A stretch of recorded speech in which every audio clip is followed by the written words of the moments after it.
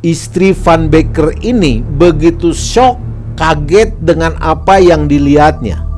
Anak mereka, Julia, ditemukan tewas dengan mata melotot, serta parang yang masih menancap, masih berlumuran darah. Malam itu juga, tangis istri Van Becker seketika pecah melihat putri mereka yang harus tewas dengan cara yang sangat mengenaskan.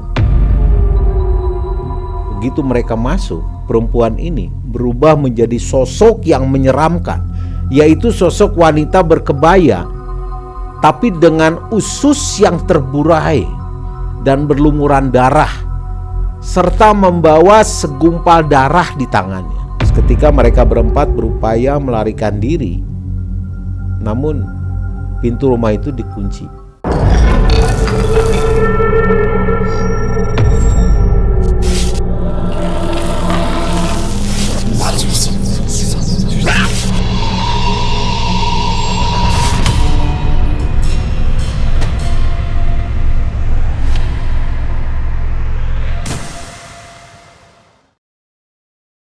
Assalamualaikum warahmatullahi wabarakatuh, Sobat Malam Mencekam sekalian. Apa kabar nih? Kita ketemu lagi di channel yang akan mengisahkan kembali cerita yang horor dan mencekam tentunya. Nah, di video kali ini adalah cerita yang sangat horor dan mencekam. Terjadi pembunuhan, teror-teror, dan ini terjadi di sebuah rumah peninggalan zaman dulu. Nah, rumah ini akhirnya terus memakan korban. Bahkan terjadi pembunuhan-pembunuhan yang sadis di situ, yang mengakibatkan si arwahnya ini itu gentayangan dan meneror warga. Dan cerita ini dikirim oleh Sutarno di wilayah Aceh. Bagaimana kisah yang mengerikan dan mencekam ini? Ini dia kisahnya.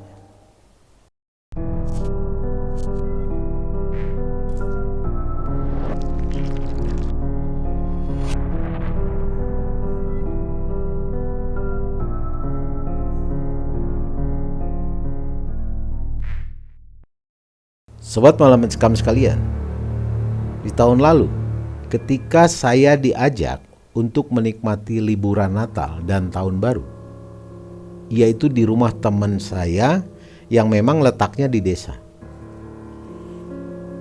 Ya, saya pergi ke sana selain ingin menikmati suasana desa yang asri, juga saya penasaran dengan penampakan di rumah tersebut. Saya sangat antusias waktu itu dengan keberadaan rumah mandor tersebut. Menurut cerita kakek, rumah tersebut dibangun antara tahun 1925 atau 1930-an. Dinamakan rumah mandor karena pemilik awal dari rumah tersebut adalah keluarga Pak Mandor yang bekerja pada kompeni Belanda saat itu. Di dusun itu terdiri dari 3 kampung, yaitu Kampung Ujung, satu lagi Kampung Tengah, dan Kampung Pinggir. Nah, letak dari rumah mandor tersebut itu adanya di Kampung Tengah. Sedangkan rumah teman saya ini letaknya di Kampung Pinggir. Jadi suasana Kampung Tengah pada pagi hari itu normal seperti biasa. Ramai. Seperti kampung di desa pada umumnya. Dan pada saat maghrib menjelang subuh, suasana kampung berubah sepi dan sunyi sama sekali. Kenapa? Karena orang semua takut banget melewati Kampung Tengah tersebut. Mereka lebih memilih jalan memutar daripada harus melewati jalan Kampung Tengah itu. Karena mereka itu ketakutan diganggu oleh arwah-arwah penunggu rumah mandor tersebut. Rumah itu dihadiahkan oleh pihak Belanda kepada Pak Mandor. Karena Pak Mandor bekerja pada pihak Belanda saat itu. Ya, rumah itu sempat beberapa kali berganti pemilik. Tapi sayang, semua harus berakhir tragis. Selalu saja ada salah satu dari penghuninya yang harus meregang nyawa di rumah itu. Nah, Pak Mandor ini mempunyai 2 orang anak dan 1 orang istri yang menempati rumah tersebut. Selama kurang lebih sekitar 5 tahun menghuni rumah tersebut, terjadi gesekan antara Pak Mandor dan salah satu petinggi Belanda saat itu. Jadi Pak Mandor kurang setuju dengan aturan baru yang akan diterapkan oleh pihak Belanda kepada masyarakat saat itu. Maka terjadilah perselisihan antara Pak Mandor dengan salah satu petinggi dari Belanda tersebut. Mungkin nih, karena sakit hati, akhirnya salah satu pejabat Belanda ini mau ngasih pelajaran buat Pak Mandor. Jadi malam yang sudah direncanakan itu akhirnya datang juga tepat di mana pada malam itu, sekitar tengah malam, saat keluarga Pak Mandor terlelap tidur, beberapa tentara Belanda dengan senjata lengkap ingin menghabisi nyawanya Pak Mandor. Karena yang jadi target utama adalah Pak Mandor, bukan yang lain. Setelah berhasil mencokel pintu belakang, mereka mengendap-endap masuk ke rumah untuk mencari kamar Pak Mandor. Nah, di mana saat itu istri Pak Mandor juga sedang hamil tua sekitar 7 bulanan waktu itu. Tanpa sengaja, salah satu anak Pak Mandor yang berusia kurang lebih 6 tahun itu terbangun karena ingin buang air kecil katanya. Setelah keluar kamar, tiba-tiba anak itu ditembak tepat mengenai kepalanya. Dia tewas di tempat saat itu juga. Mendengar adanya suara letusan, Pak Mandor, istri dan juga anak sulung Pak Mandor yang usianya waktu itu 9 tahunan itu keluar untuk memastikan ada apa yang terjadi. Setelah mereka keluar, mereka benar-benar terkejut dengan apa yang mereka lihat. Mereka melihat anak mereka sudah tewas bersimbah darah di tangan beberapa tentara Belanda. Melihat hal itu, istri Pak Mandor langsung histeris, teriak histeris saat dia tahu anaknya sudah tewas bersimbah darah.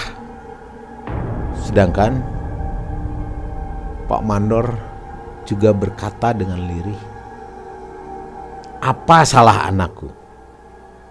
Pemimpin kelompok itu menjawab, "Ini akibat jika kau membangkang aturan dan kebijakan pemerintah."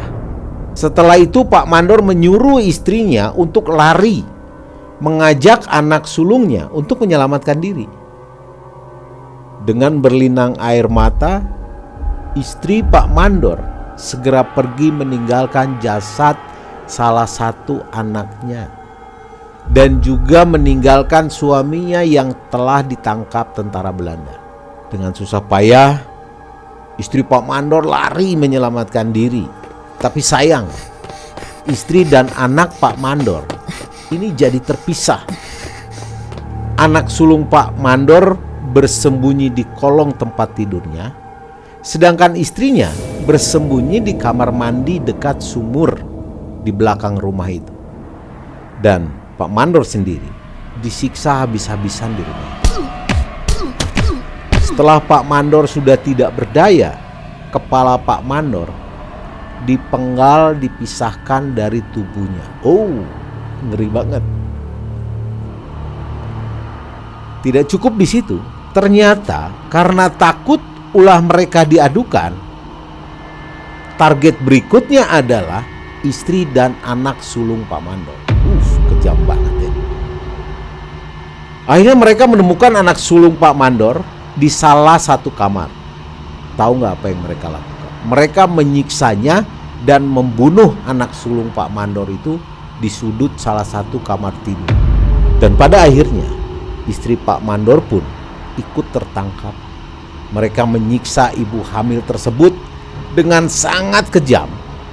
Bahkan cara membunuh istri Pak Mandor ini cukup kejam dan sangat tidak manusiawi. Dan yang lebih menyedihkan, mereka membedah perut ibu ini. Dengan kejamnya, setelah itu mereka menginjak-injak janin yang ada di perut istri Pak Mandor hingga hancur. Biadab sekali orang. Sobat Malam Mencekam sekalian, keesokan paginya kampung itu gempar dengan adanya pembunuhan keluarga Pak Mandor yang sadis. Dan setelah kejadian itu, rumah itu sempat kosong sekitar 2 tahun. Ya jelaslah siapa yang mau tinggal di rumah itu. Setelahnya, rumah itu dihuni oleh pejabat Belanda yang didatangkan dari tempat lain. Mereka adalah keluarga Mr. Van Becker yang terdiri dari Mr. Van Becker, istri, dan juga anak gadis mereka yang berusia kalau nggak salah sekitar 17-18 tahunan lah. Mereka ini tidak tahu apa yang terjadi di rumah itu beberapa waktu yang lalu. Awal mereka menghuni, tidak ada yang aneh dengan rumah itu. Tapi seiring berjalannya waktu, mereka mulai merasakan adanya keganjilan tempat itu. Salah satu contoh misalkan, anak Van Becker yang bernama Julia Wilhelmina dan juga istrinya sering diganggu makhluk-makhluk gaib pada malam hari. Nah, singkat cerita, setelah menghuni selama beberapa bulan, pada satu malam Van Becker dapat undangan dari salah satu pejabat Belanda. Saat itu istrinya ingin mengajak pula Julia, anak gadisnya itu, tapi karena Julia merasa kurang enak badan, akhirnya dia tidak ikut. Dia lebih memilih untuk beristirahat di rumah. Ya awalnya jujur saja ibunya ingin menemani Julia di rumah. Tapi karena Julia berulang kali meyakinkan bahwa dirinya akan baik-baik saja dan hanya butuh istirahat, akhirnya ibunya ikut dengan ayahnya meninggalkan Julia sendirian di rumah. Setelah mereka berangkat, Julia segera masuk ke dalam rumah dan menguncinya dari dalam. Serta dia segera beristirahat di dalam kamar. Tapi Julia tidak tahu bahwa rumah itu sudah diintai para penjahat. Setelah kondisi sepi, para penjahat itu segera masuk ke rumah dengan mencongkel pintu belakang rumah. Dan setelah mereka berhasil masuk, mereka segera mencari barang-barang berharga di rumah itu. Tapi Julia sama sekali tidak mendengar apa-apa. Baru setelah para penjahat masuk ke kamarnya, Julia akhirnya kebangun. Karena merasa terkejut, tapi dengan sigap salah satu penjahat membekap mulut Julia. Julia terus berontak saat itu. Mungkin karena kalah jumlah dan tenaganya, akhirnya Julia lemas. Setelah melihat Julia lemas, salah satu penjahat mempunyai niat buruk, yaitu memperkosa Julia. Dan setelah mereka berhasil memperkosa Julia karena mungkin takut aksinya diadukan, maka salah satu penjahat itu membunuh Julia dengan sangat sadis. Dia mencekik leher Julia hingga dia tewas. Tidak cukup sampai di situ rupanya. Penjahat ini juga menancapkan goloknya ke tempat yang sangat sensitif dari Julia hingga tembus dan robek. Nah, sobat malam mencekam sekalian, dari awal istri Van Becker ini merasa tidak tenang meninggalkan Julia sendirian di rumah. Setelah acara usai, mereka segera cepat-cepat pulang. Dan setelah mereka pulang, istri Van Becker segera membuka pintu depan rumahnya. Begitu masuk, apa yang dipikirkan ternyata benar. Seisi rumah didapati dalam kondisi berantakan. Dan setelah masuk kamar Julia, istri Van Becker ini begitu syok, kaget dengan apa yang dilihatnya. Anak mereka, Julia, ditemukan tewas dengan mata melotot, serta parang yang masih menancap, masih berlumuran darah. Malam itu juga, tangis istri Van Becker seketika pecah melihat putri mereka yang harus tewas dengan cara yang sangat mengenaskan. Kejam banget pembunuh-pembunuh. Setelah kejadian itu, keluarga Van Becker meninggalkan tempat itu. Dan rumah itu kembali kosong selama berpuluh-puluh tahun. Sempat terbengkalai serta menjadi tempat yang sangat angker di tempat itu. Hingga pada tahun sekitar 1961, tempat itu dibeli oleh seorang pedagang yang lumayan sukses, keturunan Tionghoa.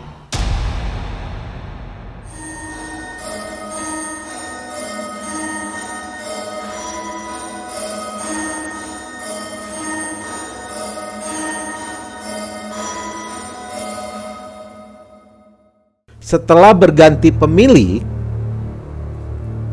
rumah itu kembali dibangun dengan ornamen-ornamen Tionghoa. Rumah itu kembali berdiri dilengkapi dengan altar tempat sembahyang di dalam bangunan itu. Keluarga tersebut terdiri dari ayah, istri, dan 3 orang anak. Si bungsu memiliki kekurangan, tidak seperti anak lain pada umumnya. Akhirnya mereka sekeluarga menempati rumah tersebut, sedangkan toko mereka terletak di pasar. Yang letak pasarnya itu berjarak kurang lebih sekitar 1,5 kilometer dari rumah mereka. Awal menempati rumah itu mereka tidak mengalami hal-hal yang aneh. Baru setelah beberapa waktu terjadilah hal-hal aneh yang mereka rasakan.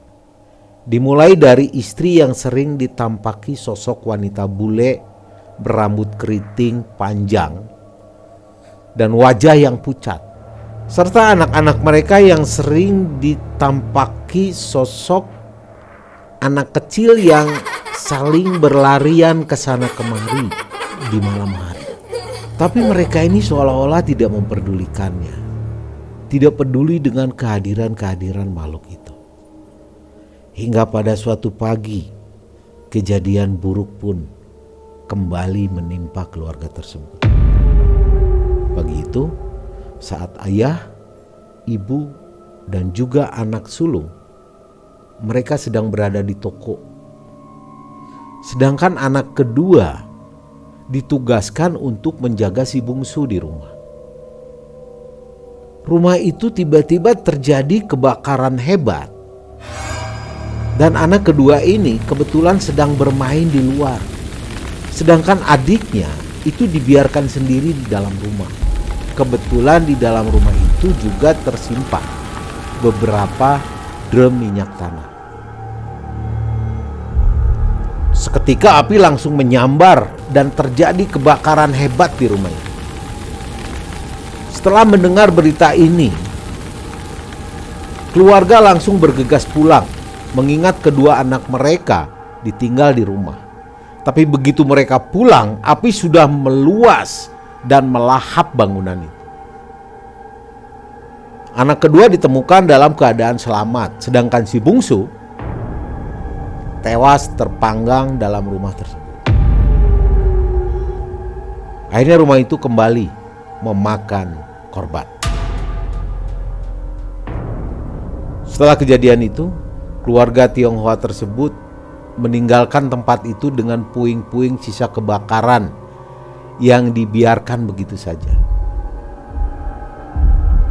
Akhirnya tempat itu kembali terbengkalai, dan warga yang bermukim di kampung itu sedikit demi sedikit mulai berbondong-bondong pindah, menjauh. Ada yang pindah ke kampung sebelah, bahkan sampai merantau ke kota dan tidak akan kembali ke tempat itu. Mereka takut karena kesialan dari rumah itu takut menimpa mereka yang bermukim di sisi kanan rumah itu. Sedangkan mereka yang masih bertahan di kampung tengah, mereka lebih memilih untuk menjauh dari rumah tersebut. Jadi rumah mandor tersebut jaraknya lumayan jauh dari tetangga sekitar. Meskipun letak rumah ini tepat di poros jalan kampung. Hingga tahun 1991, bekas puing-puing rumah ini kembali dibeli oleh orang. Kali ini pembeli tempat itu adalah seorang pendeta dari kota pusat. Karena di sini mayoritas penduduknya beragama Kristen Katolik, Pak Pendeta muda bersama istrinya ini kembalilah membangun tempat itu untuk dijadikan hunian. Setelah berhasil dibangun, tempat itu kembali menjadi rumah hunian, dan semenjak ditempati pendeta, lambat laun arwah-arwah penunggu rumah itu sedikit demi sedikit mulai berkurang. Mungkin karena Pak Pendeta ini lebih mengerti soal beginian. Ya mungkin juga imannya juga sangat kuat, yang mengakibatkan mereka udah jarang menampakkan eksistensinya. Tapi kejadian itu tidak berlangsung terus. Setelah sekitar 3 tahun menghuni rumah itu, gangguan-gangguan kembali datang. Istri Pak Pendeta yang sedang hamil anak pertama, dia mulai sering diganggu oleh makhluk-makhluk gaib, oleh sosok-sosok yang ada di rumah itu. Awalnya kejadiannya adalah istri pendeta itu biasa saja, karena baginya Tuhan tidak menciptakan mereka yang kasat mata, tapi juga yang tak kasat mata. Dengan iman yang kuat, pasti tangan Tuhan akan melindunginya. Itulah waktu itu berpikirnya. Tapi yang namanya manusia biasa, karena hampir tiap malam diganggu iblis jahat, sosok-sosok goib, lama-kelamaan istri Pak Pendeta ini mulai goyah imannya. Dia mulai tidak tahan dengan gangguan-gangguan itu. Istri Pak Pendeta ini ingin segera pindah dari tempat itu. Tapi Pak Pendeta selalu meyakinkan bahwa kalau mereka pindah, maka mereka akan kalah melawan iblis. Akhirnya Pak Pendeta berhasil meyakinkan istrinya yang sedang hamil tersebut. Hingga suatu hari di tahun 1993-1994, kejadian buruk kembali menimpa keluarga pendeta tersebut. Saat perayaan Paskah pagi hari, di saat orang-orang dengan antusias merayakan hari raya itu, keluarga pendeta ini malah mendapat musibah. Pagi itu sebelum berangkat ke gereja untuk melakukan misa Paskah, istri Pak Pendeta ditemukan dalam keadaan sudah meninggal dunia. Meninggalnya di kamar mandi dengan posisi telungkup, bersimbah darah. Padahal saat itu usia kandungan sudah mulai sekitar 7 atau 8 bulan. Dan sontak kejadian itu membuat heboh seluruh kampung. Bahkan kampung-kampung di desa tetangga juga itu tak kalah hebohnya mendengar kabar meninggalnya istri pendeta muda itu. Dalam keadaan hamil tua, dan mereka ini yang awalnya sudah mulai nyaman dengan kedatangan pendeta ini, mereka berspekulasi bahwa sekalipun dihuni oleh orang yang pendalaman agamanya memadai, kutukan rumah itu tidak akan pernah hilang. Mereka berpendapat bahwa istri dan calon anak Pak Pendeta itu menjadi salah satu penghuni gaib di rumah tersebut. Dan setelah kejadian itu, Pak Pendeta itu menjual rumah itu dan memutuskan untuk pindah ke tempat lain. Mungkin karena pendeta ini tidak mau mengingat lagi kejadian buruk yang menimpa istri dan calon anaknya di rumah. Dan akhirnya rumah tersebut kembali kosong dalam jangka waktu yang lumayan lama. Hingga di tahun 2000-an, bangunan ini kembali dibeli oleh keluarga pengusaha dari pusat kota.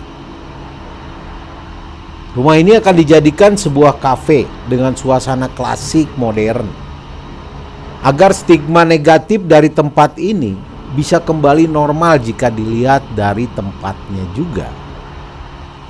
Lumayan bagus karena terletak di tengah perkampungan yang lumayan sejuk udaranya. Akhirnya, rumah itu kembali dibangun, tapi tetap mempertahankan bentuk rumah yang kuno.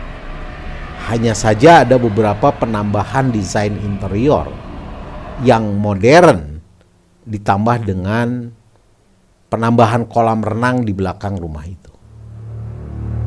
Akhirnya kesan angker rumah itu pun hilang, berubah menjadi kesan yang ramai akan pengunjung dari kota yang ingin menikmati suasana pedesaan.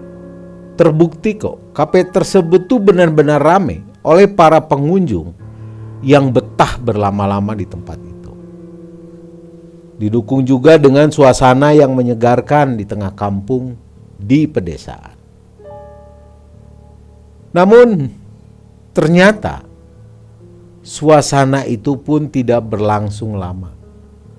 Kejadian buruk kembali terjadi. Di tahun 2001, salah satu pelayan kafe tersebut, seorang gadis, ditemukan tewas tenggelam di kolam renang yang letaknya berada di belakang bangunan itu. Korban ditemukan sudah dalam keadaan mengapung di kolam yang memiliki kedalaman sekitar 1,5 meter itu. Tidak sampai di situ, sekitar 2 bulan kemudian, kejadian terulang kembali. Salah satu anak pengunjung kafe tersebut juga ditemukan dalam keadaan tidak bernyawa di kolam renang akibat tenggelam. Sejak saat itu, lambat laun kafe mulai sepi pengunjung. Pada tahun sekitar 2002, lalu kafe ini dinyatakan pailit alias bangkrut. Akhirnya tempat itu pun kembali ditinggalkan oleh pemiliknya. Dan hingga saat ini tempat itu kosong, tidak berpenghuni. Jadi menurut warga, jika pagi hari tempat itu, namanya Kampung Tengah tepatnya, keadaan normal, ramai, dipenuhi oleh aktivitas warga desa pada umumnya. Namun setelah maghrib, keadaan seketika berubah. Menurut warga, hampir tiap malam keadaan rumah tersebut selalu ramai, seperti rumah yang berpenghuni, atau bahkan kadang di rumah itu seperti diadakan satu acara yang ramai banget.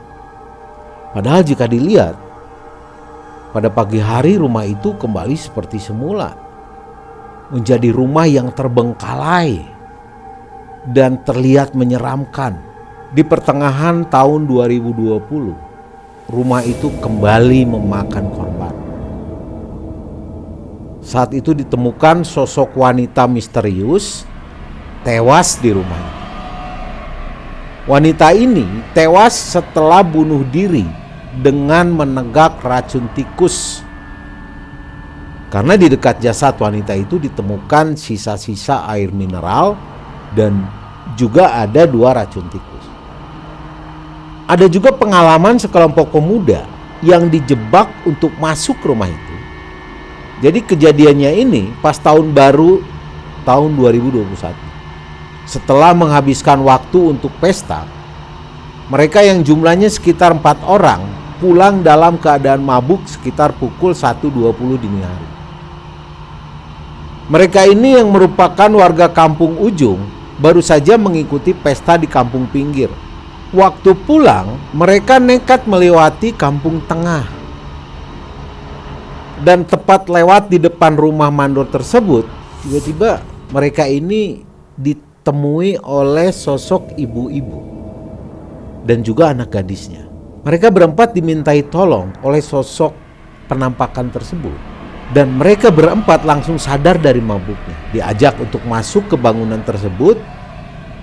Menurut salah satu dari mereka melihat itu bukan bangunan yang terbengkalai, melainkan sebuah rumah yang lumayan megahnya. Begitu mereka masuk, perempuan ini berubah menjadi sosok yang menyeramkan, yaitu sosok wanita berkebaya, tapi dengan usus yang terburai dan berlumuran darah, serta membawa segumpal darah di tangan. Seketika mereka berempat berupaya melarikan diri, namun pintu rumah itu dikunci. Mereka berteriak-teriak, tapi jam segitu tempatnya juga jauh dari tetangga, jadi tidak ada yang mendengar teriakan mereka. Barulah paginya sekitar jam 7 mereka berempat ditemukan di pelataran rumah. Kondisi saat ditemukan juga memprihatinkan. Mereka ditemukan dalam keadaan tidak sadarkan diri, telanjang bulat, dan berpelukan satu sama lain, masing-masing sepasang. Kejadian ini mengundang kehebohan warga saat itu. Setelah mereka disadarkan dan dibawa ke rumah Pak RT, barulah salah satu dari mereka bercerita kalau tadi malam itu dijebak oleh arwah-arwah penghuni rumah tersebut. Untungnya mereka tidak diapa-apain, cuma diganggu aja oleh arwah-arwah penunggu rumah tersebut, yang menurut penuturannya jumlahnya lebih dari 1. Dan sekarang bangunan tersebut menjadi bangunan yang paling angker di desa tersebut.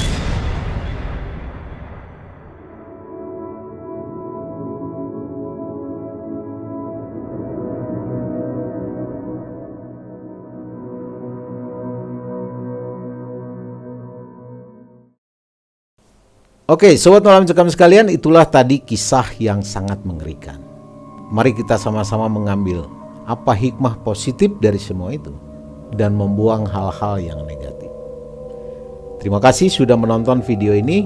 Nantikan video-video lainnya yang tidak kalah horor dan mencekam lainnya hanya di Malam Mencekam. Saya Yudi dan tim Malam Mencekam pamit mundur. Assalamualaikum warahmatullahi wabarakatuh.